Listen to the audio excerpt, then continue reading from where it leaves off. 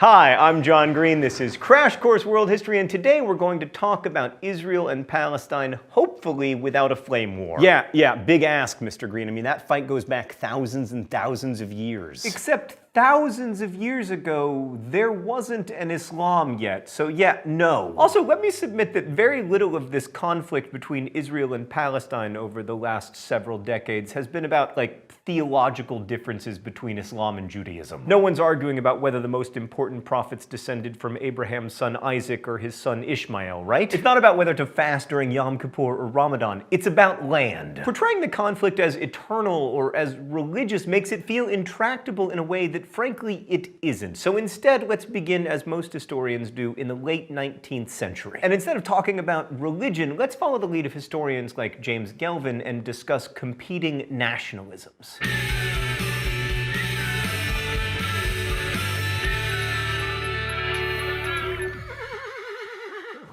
Okay, so in the late 19th century, the Ottoman Empire ruled over what we now know as Palestine. The population there, according to Ottoman records from 1878, was 87% Muslim, 10% Christian, and 3% Jewish. Everybody spoke Arabic as the daily language, and in Jerusalem, the religious populations were roughly equal. To give you a sense of life in Ottoman Palestine, an Arab Orthodox Christian musician named Wasif Jaharia grew up in Jerusalem in the first decade of the 20th century, learning the Quran in school and celebrating both Passover and Eid with his Jewish and Muslim neighbors. Ottoman Palestine was, in short, a place in which people of different religious faiths lived peacefully together.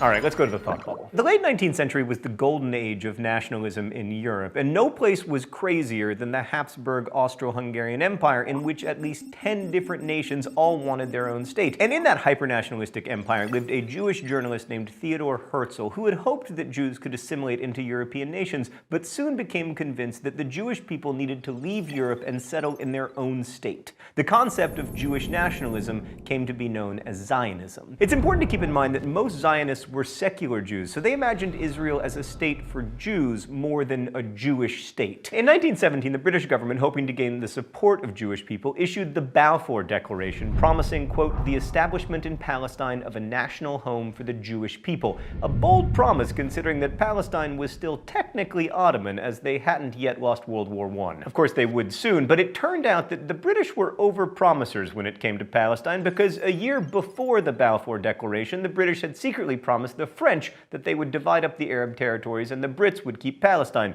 Furthermore, in 1915, other British officials had promised the ruler of Mecca, Sharif Hussein, that he would rule over an Arab state, including Palestine, if he led an Arab revolt against Ottoman rule, which Hussein promptly did. So basically, the Brits had promised Palestine to the Meccans, to themselves, and to the Zionists. What could go wrong? Thanks, Thought Bubble. So shortly after the end of the war, the British established a colony in Palestine with the idea that they'd rule until the Palestinians were ready to govern themselves. At which point the people living in Palestine were like, well, now seems good, and the British were like, yeah, but maybe not just yet. Meanwhile, the British established separate institutions for Christians, Jews, and Muslims, making it difficult for Palestinian Christians and Muslims to cooperate, and easier for the British to, quote, divide and rule the inhabitants of Palestine. Again, what could go wrong? Meanwhile, the British did attempt to honor the Balfour Declaration's promise to, quote, facilitate Jewish immigration under suitable conditions. Between 1920 and 1939, the Jewish population of Palestine increased by over 320,000 people. In fact, by 1938, Jews were just under 30% of the population of Palestine. And the growing Jewish population focused on purchasing land from absentee non-Palestinian Arab landowners and then evicting Palestinian farmers who were living and working there. By controlling both the land and the labor, they hoped to establish a more secure community within Palestine. But of course, these practices heightened tensions between Jewish people and Arab Palestinians during the 1920s and 1930s. Along the way, Palestinian Arabs began to think of themselves as the Palestinian nation, and that growing sense of nationalism erupted in 1936 when the Palestinians revolted against the British. With the help of Jewish militias, the British brutally suppressed the Palestinian revolt, but in the aftermath, the British issued a white paper limiting Jewish immigration to Palestine and calling for the establishment of a joint Arab and Jewish state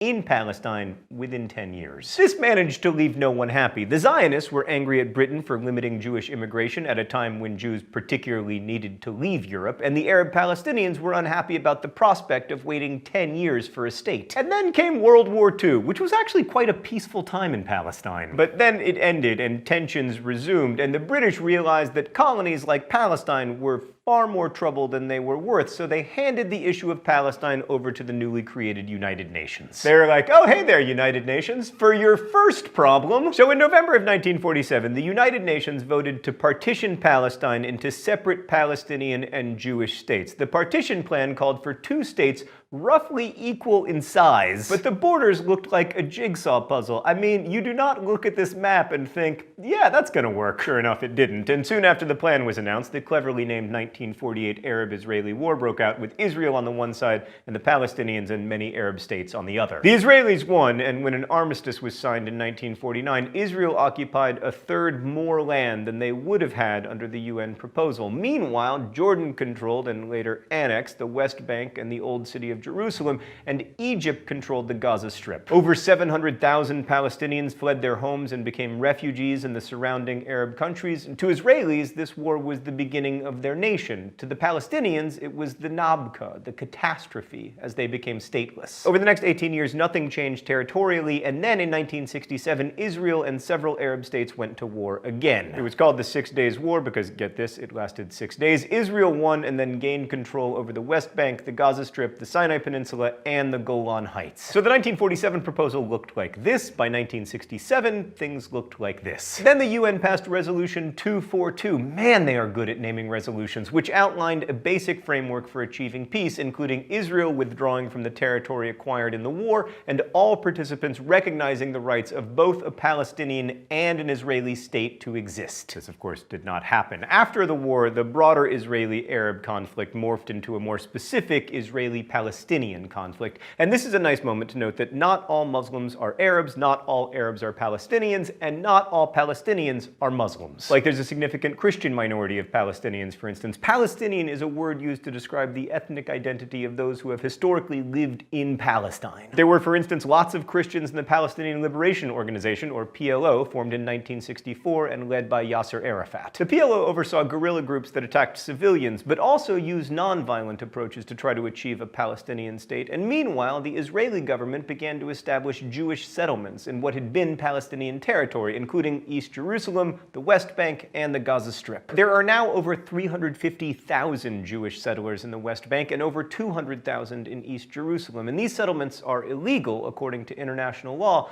but Israel counters by saying that they aren't really illegal because Palestine isn't really a state. By the late 1980s, Palestinians launched the first Intifada, which literally means shaking off. And this began with like boycotts of Israeli products and services and refusing to pay Israeli taxes. But when the Israeli armed forces cracked down on protesters, violence ensued. And the first Intifada also saw the founding of Hamas, which launched the first suicide bombing against Israel in 1993. Hamas gained support partly because of its militancy, but mostly because of its social welfare projects in Gaza. It built and staffed schools, mosques, and clinics. The most important legacy of the first Intifada was the emergence of peace talks between Palestinians and Israelis. This led to the Oslo Accords and a peace process based on our old friend United Nations Security Council Resolution 242. But there were a lot of issues to resolve. I mean, putting aside the question of like how to make 2 states that don't look like a jigsaw puzzle, there was the question of the Jewish settlement and the right for Palestinian refugees and their descendants to return to Palestine, water rights, which are a big deal in that part of the world, and so on. It's very complicated. So then came the Clinton talk. So it's time for the open letter. But first, let's see what's inside of the globe. Oh, look, it's a collection of philandering American presidents. An open letter to Bill Clinton. Hey, Bill, so your talks probably came closer than any other time in recent history to an actual peace deal between the Israelis and the Palestinians. Israeli Prime Minister Ehud Barak was willing to give up more land currently claimed by Israel than at any time in the past. Even Yasser Arafat was surprised. Although not all the questions got addressed, you were definitely closing in on something. But in the end, it didn't happen. And since then, not to criticize you, things have gotten kind of worse and worse and worse. Worst of all, that was your big legacy moment. Now all you've got is the conflict in Northern Ireland getting resolved while you were president. In short, it could have been amazing, but instead it was kind of meh.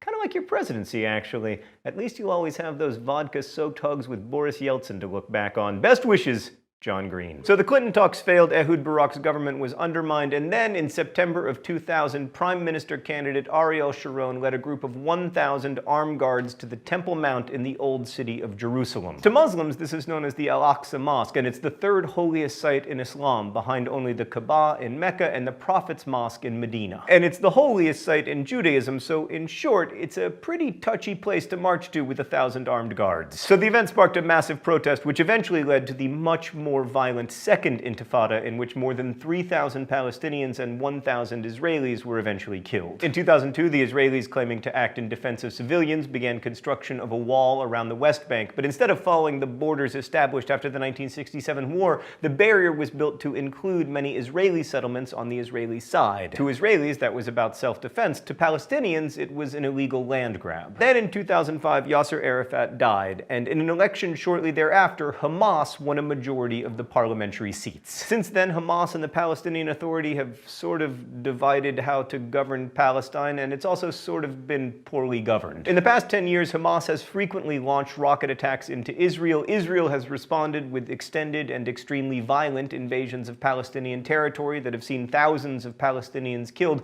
many of them militants, but also many not. Both parties claim to be responding to the provocations of the other, but much of the conflict reflects a consistent failure on all sides to understand the legitimacy of the other's narrative. To Palestine, the Palestinian people have been denied a state not just since the formation of Israel, but also for decades before that, and now they live under what amounts to a military occupation. And that's all true. To Israel, the Jewish people clearly need a homeland, which the United Nations established. And they certainly aren't the first nation-state to consolidate and increase their territory via military victory. And they need to protect their nation against the many active threats made against them by their neighbors. That's also true. It's important to understand the internal logic of these competing nationalist visions. For both Zionist and Palestinian national visions to eventually work, it's necessary to understand the right of each to exist and the legitimacy of each's historical narrative. But these problems aren't thousands of years old, and they aren't intractable. They emerged in the British Mandatory period. But let's hope that by understanding that this isn't an endless religious war, that we might be closer to seeing its end. Thanks for watching. I'll see you next week. Crash Course is filmed here in the Chad and Stacy Emigholz studio in Indianapolis, and it's made possible by our subscribers on Subbable, so thanks to you all. By the way, if you want to learn more about Israel and Palestine, our friends at Thought Cafe have made a series of videos. You can also find a link to them in the video info below. Thanks again to all our Subbable subscribers. Thanks to the educators who share these videos with their students, and to the students who share them with their teachers. As we say in my hometown, don't forget to be awesome.